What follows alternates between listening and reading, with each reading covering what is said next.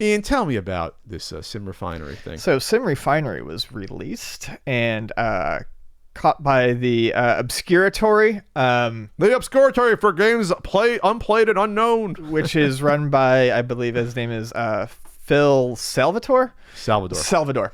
A really great website. I love reading the Obscuratory. So they got a hold of a prototype of SimRefinery, which was being worked on by Maxis for Chevron, as sort of like an edutainment game to be released. They had, Build your own refinery.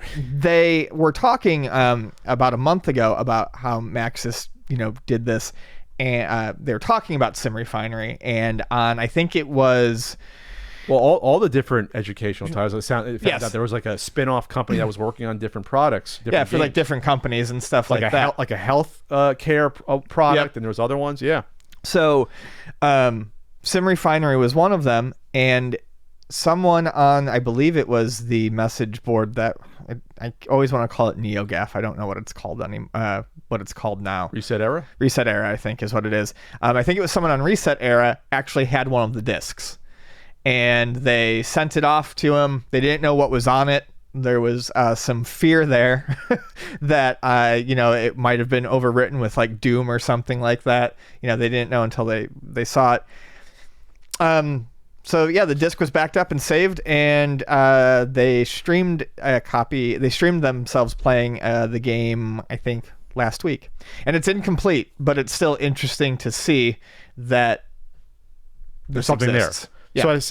So Ars Technica did an article about this a few weeks ago, talking about some of the background. Yeah, of this. Maxis Business Simulations was the division. Yeah, it sounds like they bought. They said that Maxis acquired and renamed Delta Logic to Maxis Business Simulations, which operated for 2 years before spinning off to its own company, renamed Thinking Tools Inc.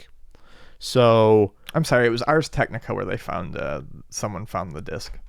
but it sounds like that's what helped dredge it up, was talking about this. Right. So I was like, oh, I got this thing. Sure. That's how this happens. It's great. It's fantastic. I'm wonder if whoever is is in the Maxis offices somewhere has copies of this somewhere. It'd be great to put these out there, for preservation purposes. Like the healthcare one sounded interesting. I don't know if that one was completed when I was reading about it. Like simulating how, I guess, providing different types of healthcare in the city, how it functioned. It seemed like kind of abstract in a way, but it was interesting from what I quickly read about it. Let's see. It was a shaky business proposition that started. Real Right once said, "I know how pathetic SimCity simulations are, really compared to reality." While Hiles finally got the thing his company, Delta Logic, was sorely missing in a single word: fun. So I guess there was a marriage between a more dry company and Maxis to make these a little fun. It won't be 100% real, more fun. but it'll be fun. People actually want to use these. I mean, we're in the world of Carmen Sandiego isn't realistic, or Oregon Trail so much, Sure. but you're learning as you play, right? So, Looks like SimRefinery uses some of Sim Farm's assets, which was actually one of my favorite Sim games. never played that one. I loved Sim Farm, Sim Ant, and Sim Tower were three that I really, really enjoyed. And those are three I never played. You didn't play Sim Ant for the Super Nintendo guidebook? I didn't review that one. Ugh. That's probably good old Daniel likes playing those sim games. Sim Ant. He'll be reviewing the Sim City that came out for 64 in Japan. Oh, nice. Hopefully there's a translation patch out there to help. But yeah, it's cool to see this. I find this sort of stuff very interesting. This era of like where video games were tried, where people tried to use video games for education and business purposes.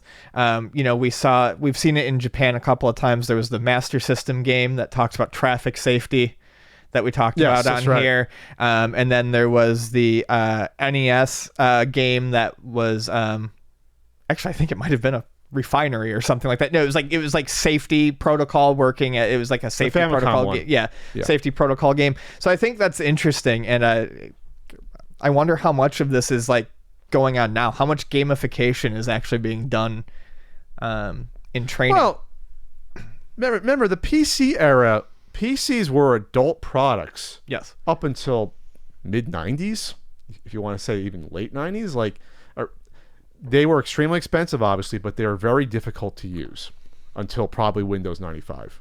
3.1 a little bit, but like kids could not easily run a computer. It wasn't until the stuff. 2000s, I think, that they became, an everyone Yeah. thing. So for a long time, that's why like when you look at the most popular computer games up until the mid 90s, they were adult games. Sure. Then you got to teenage with Doom, but like all the adventure games and the point and click games, they were not marketed towards kids, most of them. And then obviously the text adventure games were adult games. So that was that weird time where, yeah, the average owner of a computer was probably like 40 years old. You know, it wasn't like a young person sort of thing. Let's see. SimRefinery prototype was made for a low budget of 75 grand. And it's understandably missing features that a higher budget game might have. It was meant to be expanded on if Chevron wanted to continue the project, but it was never adopted within the company, and development didn't go any further. I think it's interesting because Chevron, obviously, it's a big company. I don't know if they were that much bigger 30 years ago because I've been watching all these commercial 80s commercial clips, and it's around the San Francisco area too. So many Chevron commercials. Sure. From these Northern California broadcasts from like the 80s. You know, in the East Coast, we didn't have, I think, a ton of Chevron. It was like Sunoco and Shell. Yeah, Sunoco. Definitely Shell was around a lot. Shell was Hess, a lot. Mobile. Hess was in New Jersey. Yeah. Remember Hess, the green one? Hess trucks. So I guess all refineries are localized, or regional. Makes sense. In a photo published in the San Francisco Chronicle in March 93, several months after the prototype was completed in October 92, you can see a little bit of barely legible text on the computer screen. It lines up with the text on the prototype that says game prototype presented by Chevron and Maxis. If it was this version that they were showing off to the press half a year later, that leads me to believe that Maxis did not continue development past this point. Wow. So it was showed to the press. Hey everyone, come look at this SimRefinery game. That's interesting, I guess. A different time, Ian, in the early 90s, I guess. It's possible that Chevron kept working on SimRefinery on their own without the involvement of Maxis. In a presentation given in 94 at the Foundations of Computer-Aided Process Design Conference 2 years after the prototype was completed, representatives from UC Davis and Chevron said they were actively trying to bring together the right combination of people to further develop SimRefinery. This would explain why Bruce Skidmore said he was asked to continue working on the game as late as 98. Wow. However, this copy of SimRefinery is what Maxis Business Simulations was able to complete. So there could be a more different, complete version out there. Right. Interesting. Yeah. All right, Bruce. Where's your copy, Bruce? where do you have it? So you got a map screen and you have an edit screen, which doesn't work in this version, and then you put together your plant. You build plants. There you go. I guess if you want to learn how the business works, and they're not going to use this for engineers to learn. They're going to learn that separately. But I guess this is a nice tool to show, I guess, how it operates. Maybe managers. I don't know. Yeah. It's interesting. So maybe more of these sim stuff will come out there.